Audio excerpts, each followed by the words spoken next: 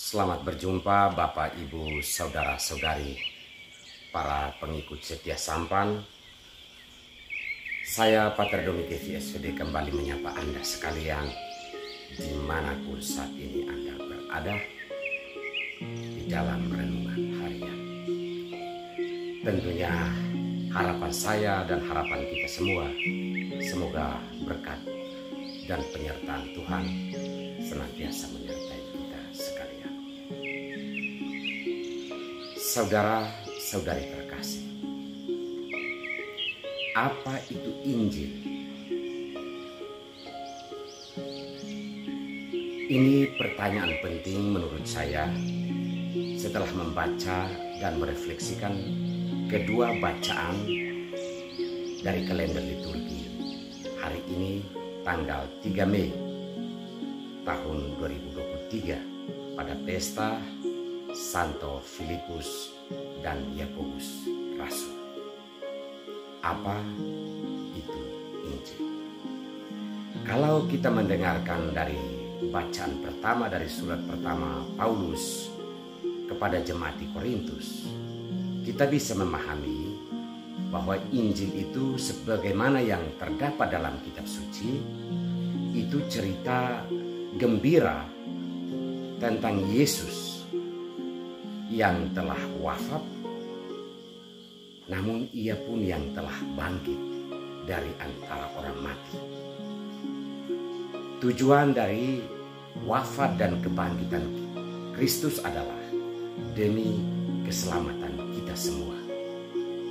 Dan Yesus meneguhkan kegembiraan ini setelah kebangkitannya dengan penampakan-penampakan kepada para rasul atau para murid atau kepada orang-orang yang percaya. Dan Paulus dalam surat ini menyebut bahwa dialah orang terakhir di mana Yesus menampakkan diri kepadanya, dan secara pribadi ia mengakui bahwa walaupun ia belum terlalu siap untuk menerima Kristus di dalam hidupnya, tetapi ini juga adalah sebuah Injil atau berita gembira terhadap kita semua para pengikut Kristus dimanapun kita berada, bahwa Tuhan Yesus menebus Anda dan saya. Itu sebagaimana yang terdapat di dalam kitab suci atau buku suci. Sedangkan dalam Injil hari ini kita mendengar bahwa Injil itu juga bisa berupa pekerjaan. Pekerjaan Allah. Yesus mengatakan bahwa akulah jalan, kebenaran, dan hidup. Di dalam ulasan ini, Yesus menjelaskan bahwa ia dan Bapa adalah satu.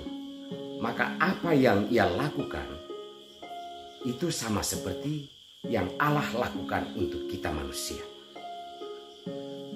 Pekerjaan-pekerjaan yang dilakukan Yesus sudah menunjukkan bahwa Allah ada di dalam kehidupan kita dan Allah menyertai kita di dalam setiap perjalanan hidup. Maka boleh saya katakan Injil dalam makna yang kedua yang saya maksud adalah pekerjaan Allah. Tentang hal ini, Yesus mengatakan bahwa semua orang yang percaya, para rasul termasuk kita semua, kita juga bisa melakukan pekerjaan-pekerjaan Allah itu apabila kita percaya kepada Dia yang berasal dari Allah, yaitu Yesus sendiri. Saudara-saudariku terkasih, Yesus mengatakan bahwa jika kita tidak percaya bahwa Dia dan Bapa adalah satu, setidak-tidaknya kita percaya atas pekerjaan-pekerjaan Yesus, terutama dalam pengabdian dan pelayanannya untuk keselamatan kita manusia.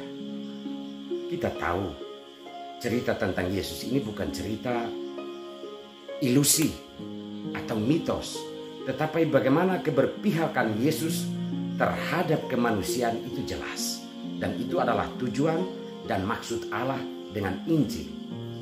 Cerita gembira Allah harus nyata di dunia ini, di dalam kesaksian-kesaksian hidup kita sebagai orang beriman. Di mana kita hadir, di mana kita berada, semoga kegembiraan atau kabar baik yang bisa dirasakan mayoritas dari kesaksian hidup kita, terlepas dari kelemahan-kelemahan yang Anda dan saya miliki, tetapi kita perlu hidup dalam kesadaran bahwa jangan sampai keburukan, hal-hal yang jahat menguasai diri kita, sehingga yang dirasakan oleh orang dari kita itu adalah hal-hal yang negatif, hal-hal yang jahat. Ini hanya mungkin jika masing-masing kita, Anda dan saya, memiliki kesadaran bahwa Injil harus nyata di dalam pekerjaan-pekerjaan yang kita lakukan. Entah itu sebagai awam, entah sebagai orang yang dipanggil secara khusus sebagai biarawan-biarawati, tugas dan panggilan kita itu adalah melakukan pekerjaan Allah yang adalah Injil itu sendiri. Kita mohonkan rahmat Allah, semoga kita semua minimal mulai hari ini, semoga hal-hal baik yang keluar dan dirasakan oleh sesama yang kita jumpai hari ini. Tuhan memberkati kita semua. Marilah berdoa.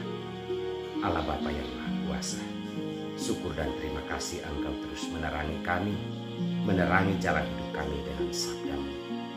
Ya Tuhan, bukalah hati kami dan akal budi kami dengan Roh Kudus-Mu, agar kami mampu memahami kehendak-Mu yang diwartakan kepada kami. Kuatkanlah kami hari ini, topanglah kami ya Tuhan. Semoga Engkau memberkati pekerjaan kami, sekecil apapun pekerjaan yang kami lakukan, semoga membawa kabar gembira bagi diri kami sendiri, keluarga, dan juga terutama demi kemuliaan nama-Mu. Demi Kristus Tuhan dan pengantara kami, semoga Tuhan memberkati dalam nama Bapa dan Putra dan Roh Kudus. Amin.